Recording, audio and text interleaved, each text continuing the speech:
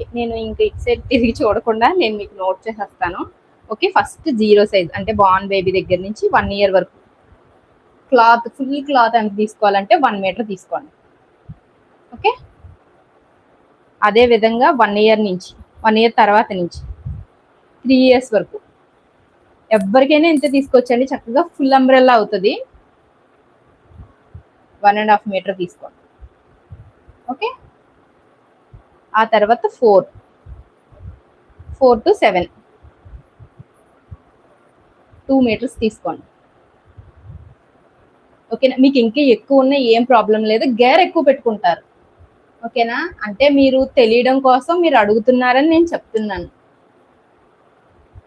తర్వాత 8 to 12 2.5 తీసుకోండి.